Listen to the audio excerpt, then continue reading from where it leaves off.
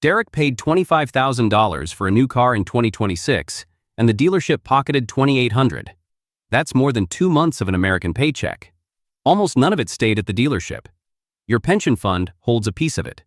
Let's walk the dominoes. Here's the part the dealership never says out loud. 80% of the profit on Derek's car wasn't made on the car. It was made after Derek thought the deal was done. New car gross margin in 2026 runs about 2%. On a $25,000 car, that's $500. The salesman who said they were losing money was telling the truth. He just left out where the money actually gets made. After Derek signed the price, the salesman walked him to a different room. They call it the F&I office, short for finance and insurance. Inside that office are 14 separate add-ons. Almost no one outside the auto industry has heard of more than 3 of them. Each one is a piece of paper with a markup baked in. Derek just sat down to negotiate the parts of the deal he didn't know existed. This is where the dealership flips the deal from a loss into a $2,800 win. The auto industry calls it the backroom flip. The first one is the extended warranty. The dealer buys it from a third-party warranty company for around $600. They sell it to Derek for $1,400. That's an $800 profit on one piece of paper. Derek thinks he's protecting his car. The dealer is protecting their margin.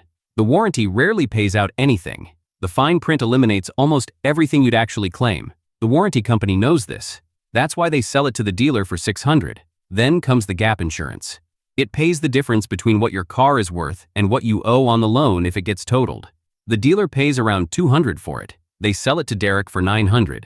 That's $700 on a single line item. Your bank or credit union sells the same product for $150. The dealer markup is the whole business. Then come the protection packages. Paint protection, fabric protection, glass etching, the works. Some dealerships still sell rust proofing on a car that already has a 15-year rust warranty from the manufacturer. The total chemical cost to the dealer is somewhere between $50 and $100. The price to Derek is $1,200. $1,100 of profit on a spray-on coating Derek will never know was applied. $2,534. That's the average F&I profit per new vehicle sold in 2025, according to the Haig Report. Not on the car itself, on everything sold after the car was already done. And there's one more layer, the biggest one of them all. This last one isn't even an add-on, it's the loan itself. When the dealer arranges Derek's car loan, they don't just pass through the bank's rate, they mark it up. The bank approves Derek at 5%. The dealer tells Derek the rate is 7%. That 2-point spread becomes the dealer's commission. On a 5-year loan, the spread costs Derek roughly $1,500 in extra interest. The practice is called dealer reserve. Federal law has allowed it since the 1970s. By now you're thinking, wait, the dealer is making money on the loan. That's supposed to be a bank product, and that's exactly what the dealership wants you to think. Once you assume the loan terms came from the bank, you stop negotiating them. The dealer reserve is the single largest piece of profit on the average car sale in 2026. And almost nobody walks in knowing it exists. My own first car loan back in 2014 was a 6.5% rate. The bank had approved me at 4%. I never thought to ask. I signed a 30-page stack of papers in a windowless room because that's what you're supposed to do. $1,800 went to the dealer for the privilege. Now add the whole package up. $800 on the warranty, $700 on gap insurance, $1,100 on the protection package, $1,500 on the loan markup. That's $4,100 of profit before counting anything else. The average dealer pockets $2,800 because not every customer buys every add-on. Derek bought 3 of the 4. He paid $2,800 for a salesman to call him a winner. And here's where the chain actually begins. The dealership pocketed $2,800, which is real money, but it's the small money. The bigger play hasn't even started yet, because Derek is now scheduled to pay another $9,000 in interest to a different institution over the next 60 months. And that institution won't be holding the loan by the end of the week. The loan is about to get sliced up, bundled, and sold to people Derek will never meet. The same people who fund the retirement of every public school teacher in California. But the dealership isn't where the money rests. It's where the money gets harvested. The actual machinery has a name in finance circles, the receivable pipeline, and it runs every car loan in America through the same 4 banks before anything else happens. Derek thinks he borrowed money from the dealership. The dealership thinks they sold a loan. Neither of them owns Derek's debt by the time you finish reading this sentence. The dealership doesn't actually lend Derek anything. They work with what's called an indirect lender. 4 banks fund most of those loans in 2026. The big names are Wells Fargo Auto, Ally Financial, which used to be called GMAC, JPMorgan Chase Auto, and Capital One Auto Finance. These four banks fund the majority of new and used auto loans in the United States. The dealer fills out the paperwork, takes a cut, and sends the loan up the chain inside an hour. Here's how the cut works. Remember the $1,500 loan markup from earlier? That money gets split between the dealer and the bank. Industry data from 2026 shows the dealer keeps roughly 75% of the markup as commission, plus a flat $70 fee. The remaining quarter goes back to the lender. So Derek's $1,500 in markup interest becomes about $1,100 for the dealer and $400 for Wells Fargo or Ally. The dealer's the larger short-term winner, and that's only the markup. The much larger number is the loan itself. Over a 5-year term, Derek will pay roughly $9,000 in interest to whoever holds the loan. The bank's cost of funds in 2026 is around 4%. The bank's spread on Derek is roughly 3 percentage points.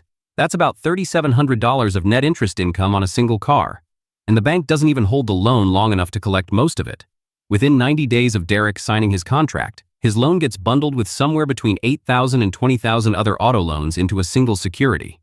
The security has a name: Auto Loan Asset-Backed Security, or Auto Loan ABS for short.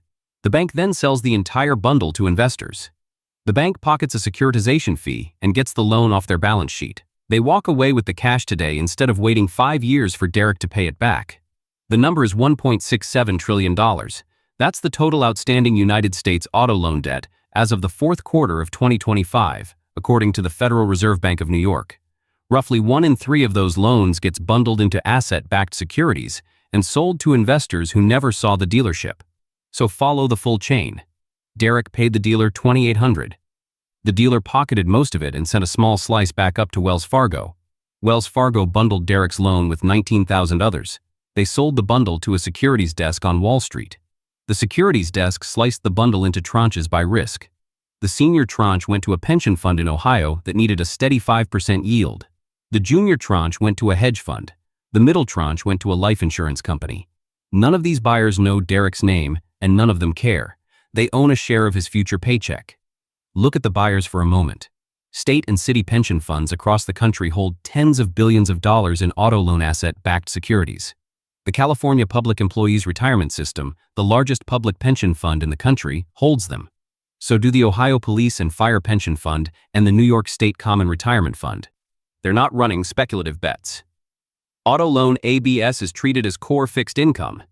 Cleveland firefighters and California school teachers are funding their retirements partly off the markup Derek paid in the F&I office. The reason the receivable pipeline runs without friction is that the loan, the bundle, and the investment all get rebranded between each step. Derek doesn't see a financial product, he sees a car. The dealer doesn't see a financial product either, they see a sales commission. The bank sees a credit asset to securitize. The pension fund sees a fixed income holding to count toward its target return. Each layer hands off the asset and pretends the next layer is doing the analysis. And the trick is, this whole machine runs fine when Derek keeps paying, at least mostly. Because the number that should worry the pension fund in Ohio has been sliding for the past 4 quarters. The 60-day delinquency rate on subprime auto loans hit a record high in January 2026, according to Fitch Ratings. The same $1.7 trillion receivable pipeline that funds pension yields is now defaulting at the fastest rate since the early 1990s. And the dealership, the bank, and the securities desk have already moved on. Somebody else is holding the bag. Except the receivable pipeline only works if Derek keeps paying. And right now, in 2026, Derek and millions of people in his bracket are starting to stop. The 60-day delinquency rate for subprime auto borrowers hit 6.9% in January 2026, according to Fitch Ratings. That's the highest reading since the early 1990s. And here's where the bag holder chain reveals itself. The dealer, the bank, and the bond trader have all already cashed out before the default ever happens. The pension fund is the one that didn't. When Derek defaults, the lender repossesses the car and auctions it. The auction price is usually about half what Derek still owes. Add repo fees, auction fees, and legal fees. So a $20,000 unpaid balance turns into maybe an $8,000 recovery. The remaining $12,000 in losses gets allocated across the asset-backed security tranches. The junior tranche absorbs the first slice of losses. The middle tranche takes the next. The senior tranche, the one Cleveland firefighters' pensions are sitting in, only sees losses when both lower ones are wiped out. This is structurally identical to the 2008 mortgage-backed securities collapse. Same chain, same handoff mechanics, same rebranding at every layer. The only difference is scale. The mortgage market in 2007 was $12 trillion. The auto loan market in 2026 is 1.7. So the systemic risk is roughly 15% of what 2008 was. That's not enough to take down the financial system.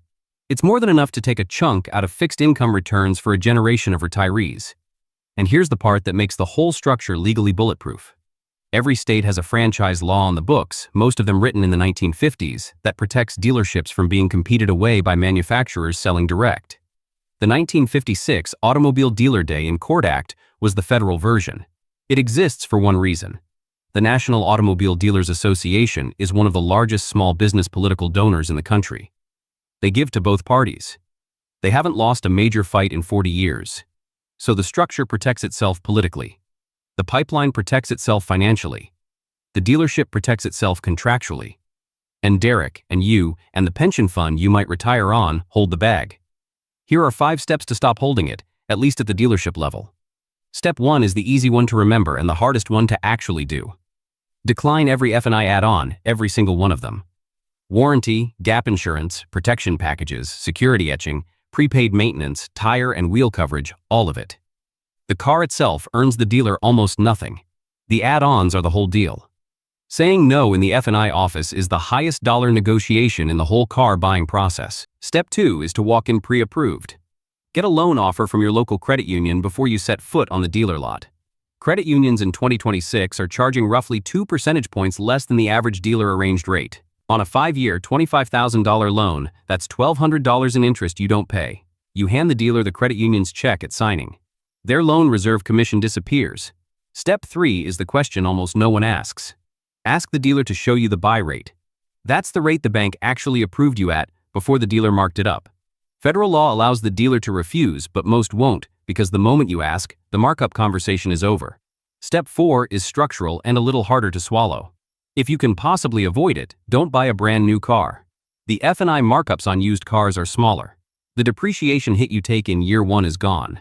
And the dealer's appetite to flip the deal in the back room is reduced because the margins on used inventory are worse to begin with. A 2-year-old certified pre-owned car is the highest value purchase you can make on the new or near-new spectrum. Step 5 is the cleanup move. If you've already got a loan with a dealer markup baked in, refinance after 3 months. Your credit usually improves once the loan starts reporting on time. Your local credit union or online lender will rewrite the loan at a lower rate. The dealer's reserve commission is already paid, but the bank's spread on you for the next 57 months gets cut. So a $25,000 car becomes $2,800 in dealer profit. The bank gets 60 months of interest income, and your pension fund eats the loss when the next guy defaults. The dealership is just the visible end of the receivable pipeline. The auto loan market is $1.7 trillion, and that's the smaller of the two. The same machine runs $3 trillion through private credit. That's where this system actually starts breaking.